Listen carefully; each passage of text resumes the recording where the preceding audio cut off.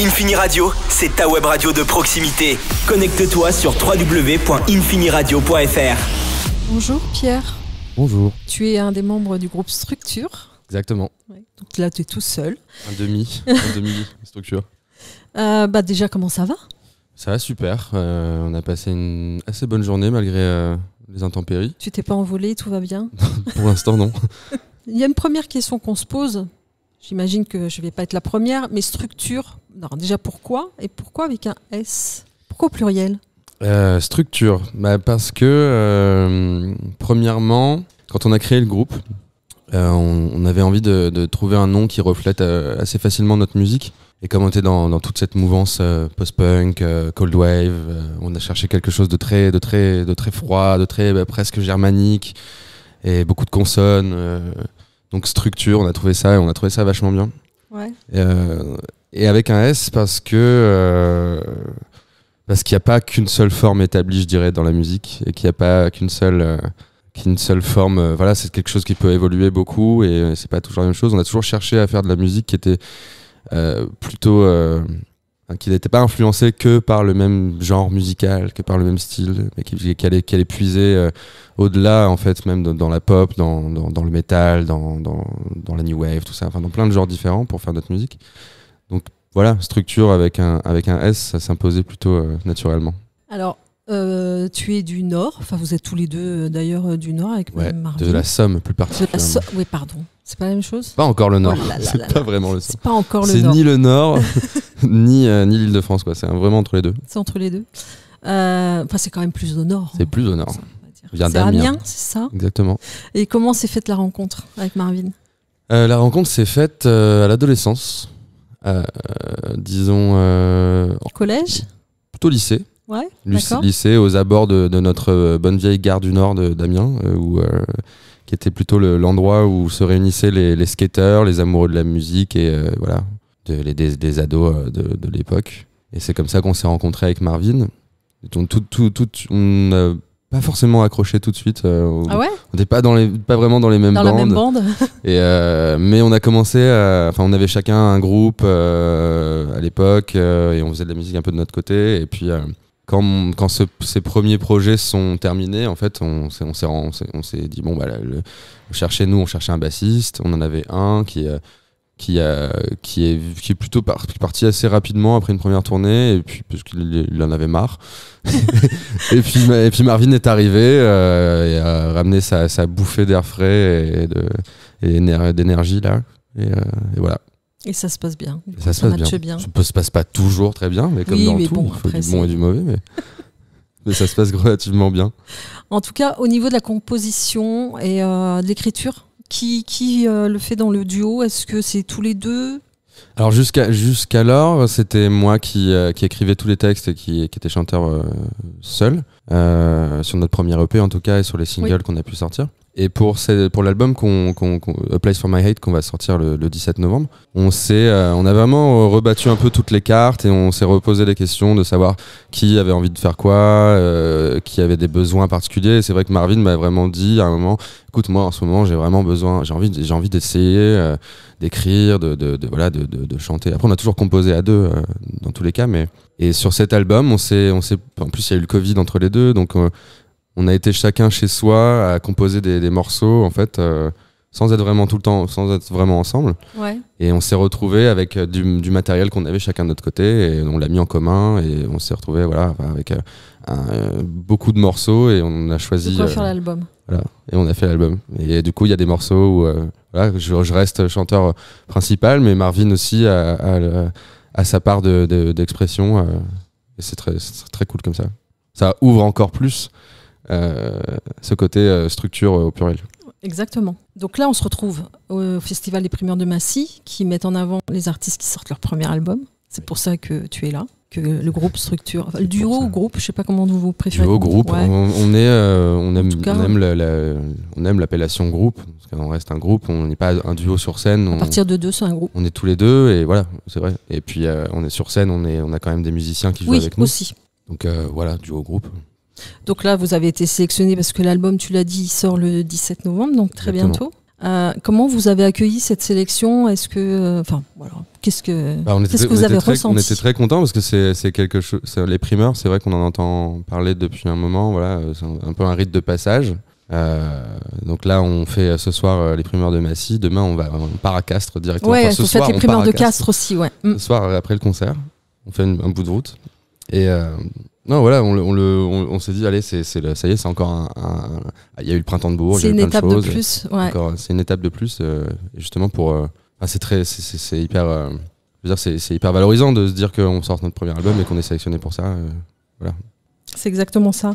L'album, vous avez mis combien de temps pour le préparer? Enfin, il se prépare. Tu l'as dit, depuis quasiment le Covid, du coup. Un petit peu depuis qu'on a commencé à écrire, je pense, chacun de notre côté, milieu Covid. Et puis, on a mis réellement 1 an et demi à le faire jusqu'à sa forme finale, en commençant à enregistrer les premières choses en mai 2022. Avril-mai 2022, je dirais même, ouais, d'accord. Et on a tout fait nous-mêmes, en fait. C'est pareil, on a changé vraiment d'optique. Le Covid nous a fait un truc où on a monté notre propre label. On est producteur, on a totalement autoproduit, avec les moyens du bord, et en se disant, voilà, on n'a plus envie de faire affaire avec on a envie de se recentrer sur nous et faire les choses à notre façon. Donc on a commencé comme ça, et puis jusqu'à 1 an et demi plus tard, où il était prêt, disons l'été dernier, je dirais. Ouais, voilà, ouais. Il était vraiment fini. Et comment tu le décrirais en 3 mots, cet album? Je vais plutôt parler des thématiques, je pense, pour le décrire. Je dirais que c'est un album qui parle énormément d'amour, de l'amour sous toutes ses formes, de l'amour qui devient de la haine, de tout ce que ça peut engendrer. C'est un album de mutation aussi, qui est inscrit beaucoup dans la temporalité des choses, les saisons, de la cyclicité de tout ce qui se passe. Et puis c'est un album d'énergie, quoi, aussi, de sentiments. De sentiments. Les influences musicales, c'est c'est assez vaste quand même, c'est ce que tu disais, mais les musiques en fait que tu écoutais peut-être petit et qui vraiment t'ont donné envie de faire de la musique, c'est qui? C'est quoi? Et c'est marrant que t'en parles, parce que c'est vraiment sur ça qu'on s'est reconcentré quand on a voulu faire cet album. On a vraiment recherché, on a voulu s'émanciper beaucoup de ce qu'on faisait avant, qui était plus orienté post-punk, cold wave, parce qu'on en a eu un petit peu marre, et puis voilà, on s'est dit, on s'appelle Structure avec un S, autant faire valoir notre droit. Donc on a vraiment cherché à l'épuiser vers tout ce qu'on écoutait à l'adolescence, qui nous a vraiment donné envie de faire de la musique au départ, sans penser vraiment au mode, au mode de la musique, à ce qu'on attend d'un artiste en tout cas. Et on était écouté tout ce qu'on écoutait du coup dans notre chambre d'ado, c'est-à-dire Linkin Park, Slipknot, Nine Inch Nails, Depeche Mode, sans citer Joy Division, puisque on évite de plus en plus de l'écouter pour éviter de se remettre dans tout ça. Mais voilà, c'est tous les groupes tous les artistes qui ont bercé notre enfance. Même moi, j'écoute à mort Björk en ce moment. Ce que je réécoutais. D'accord, tu réécoutes en ce moment depuis l'album. Voilà, c'est des trucs qui nous ont beaucoup influencé. New Order aussi énormément. Les Deftones. Et j'en oublie plein. Mais, il y en a plein. Pour cet album, on a vu qu'on faisait aussi tout nous-mêmes. On a essayé de rechercher, pas forcément nos groupes préférés, mais les albums qui nous ont marqué, qui nous ont mis une tarte, on va dire. Donc c'est vrai que dans tout ça, il y a American Idiot des Green Day, je pense qui à l'époque, quand on l'a écouté, nous a mis une espèce de vague sonore dans la tête. Voilà, on réécoutait tous ces albums-là aussi pour voir comment ils étaient, pour les décortiquer, voir comment ils avaient été produits, avec quel type d'instrument, quel type de matériel. Et voilà, c'était un vrai travail de recherche, quoi. Quelles sont les prochaines dates de concert? Est-ce que toi, tu peux nous donner des dates déjà là Je peux vous donner. Il y a Castres, donc après-demain, c'est demain, ça et une date plutôt essentielle, puisque donc notre album sort le 17 novembre. Ouais. Il y a une release party. Et la veille, il y a une release party au Nouveau Casino, en compagnie de Loverman d'ailleurs, qui est passé hier, je crois. Oui. Donc c'est le 16 novembre au Nouveau Casino, c'est plutôt la date clé. Si vraiment on a envie de nous voir, c'est là-bas qu'il faut aller. Et on enchaînera sur une tournée de 2024. Oui, il y en aura d'autres après. Mais pour l'instant, on garde ça un peu dans notre manche. Quel est l'artiste que tu écoutes le plus en ce moment? Je crois que j'écoute beaucoup en ce moment. Je réécoute beaucoup Post, l'album Post de Björk. Et Timber Timbre aussi, qui a sorti son album Love Age, et qui passera au Trabendo le 11 novembre. C'est bien, tu fais la promo pour les autres. C'est complet, hein, mais bon. Mais voilà, j'écoute beaucoup ça en ce moment. C'est des musiques d'automne un peu. Je trouve c'est important de s'apaiser un peu à l'automne, de se ressourcer. Ah ouais. Ouais. Est-ce que t'as un artiste que t'as vu sur scène récemment? Je pense que vous avez le temps quand même de voir des artistes sur scène. Parfois. Et qui t'a mis une claque, peut-être que t'as découvert d'ailleurs, qui t'a mis une claque. Je me souviens pas forcément de tous les concerts que j'ai vus. Mais alors quel est le dernier concert que j'ai vu? Je dirais que je vais pas avoir de concert. Ou sur un festival peut-être Peut-être sur un festival. Je sais pas, j'ai pas envie de dire de bêtises, mais en fait en même temps je sais que j'ai vu, en fait là le premier artiste qui me viendrait à l'esprit, c'est Voyou en fait, que j'ai été voir en concert, et j'ai trouvé son concert superbe. Voilà.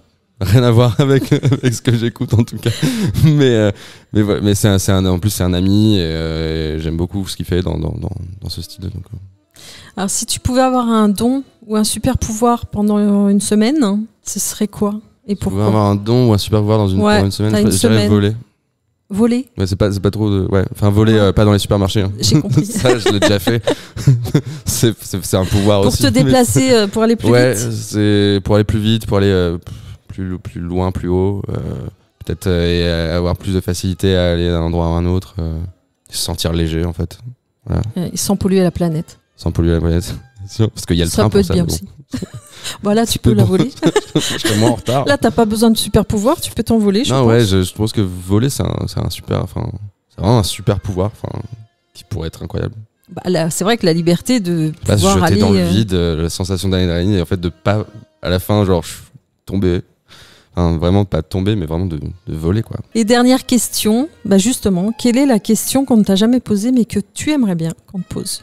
Une très bonne question. Celle-ci, parce qu'elle est très dure en même temps.